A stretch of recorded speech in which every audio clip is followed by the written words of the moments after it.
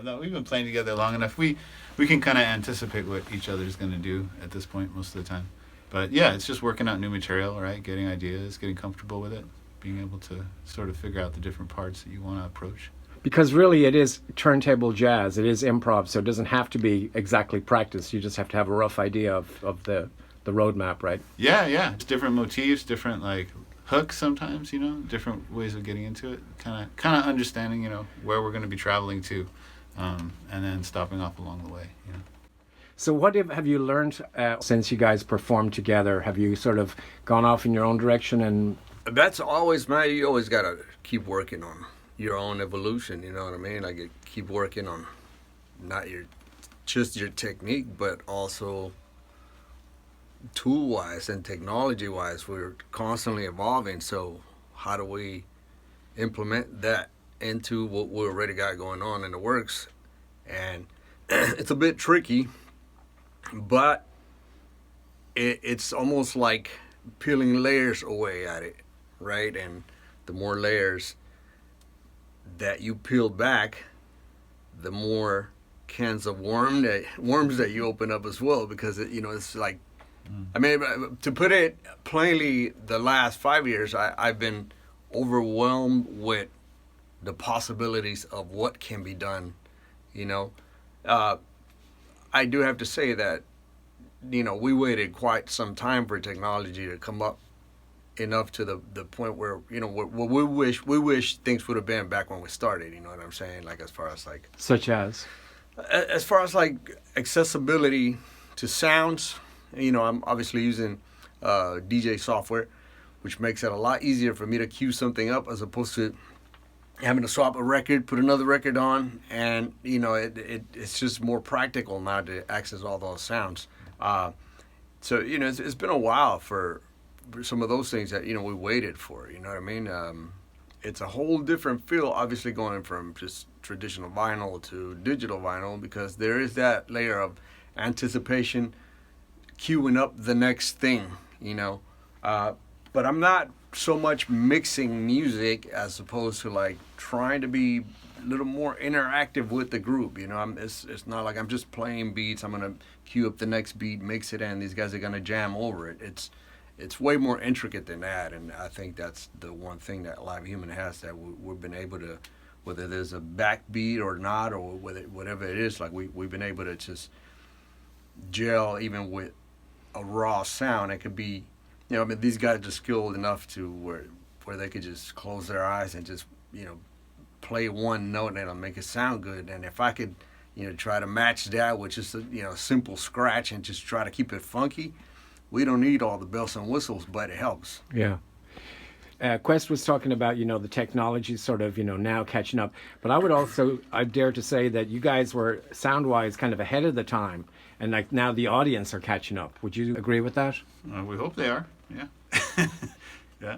I mean, we started out trying to use acoustic instruments, just acoustic drum set, acoustic bass.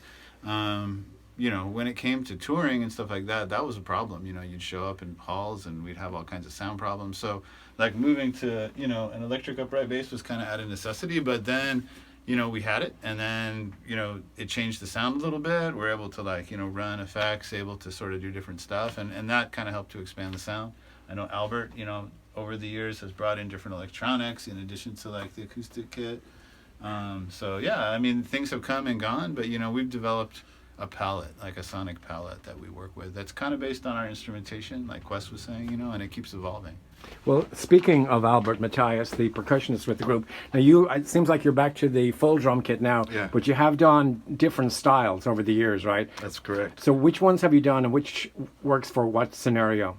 Well, it seems to me that at a certain point there becomes too many electronics, and so we often kind of can strip back, like Quest was saying about the onion. It's like we can strip back sometimes to our roots to find the voicing to be correct, and at this point we're working with quite a bit of live looping, and like Quest was saying, he's sort of tending a garden of many layers at this point, so the simplification of being acoustic in terms of the added percussion, or the quote-unquote live percussion, has been key, I think, for this particular process. But like we were saying, it's like we've been reveling at all the different eras and times, and I think this is one of the benefits of having played together for so long, that we get to actually dig into different ways of doing things and bring things back, and then always with the mind of moving forward and using the technology to the best to our ability at any given time. So Now, Quest mentioned about working on new material. So what can people expect at the big show this week, the return show for Live Human? well, we've been talking about this, and we're always kind of questioning whether or not we should be doing material that people are quote-unquote familiar with, and we're kind of known for not doing that. So on some level, I think we're going to stay with that, and we're going to do new stuff. So you're going to be seeing things that you've not seen from us, and some ways of working that you maybe haven't seen from us. But always it has the root in a collective sensibility and an improvisational spirit, and we're in it for the music. I know. I like it. Now, two last quick questions, because I know you guys are busy to get back to practice. When you look back at Live Human career, the better part of 3 decades, what are some of the highlights? Even if you had to pick one, like playing at Montreux or... Wow. I mean, Montreux was great. I would say that the last show that we did in Japan, in Osaka, there's a recording of that you can find on our Bandcamp, Live in Osaka. I feel like it kind of came together for us, like the energy, the sound, like what we were trying for, like we got to it that night for that period of time. Like that was 2003, right? But I mean, I would say that the highlight is, man, like, close to 30 years later, that I can like get together with these guys and we can still have this conversation, and then we have a dialect, we have a way of talking with each other, and that's kind of rare in this world, to be able to have like something. It's like, you're aging like a fine wine or a cheese, it's just like it tastes better over time. Right. So yeah, I would say that that's actually the highlight. And feels natural, I imagine, to just by the three of you being together and performing together. Yeah.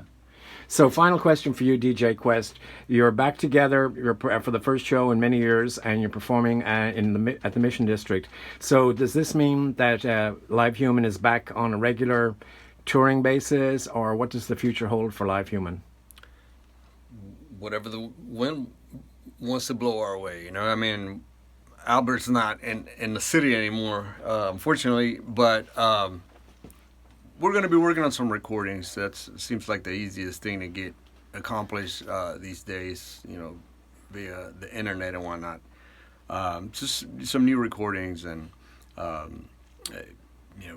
some more shows next time he's in town. So.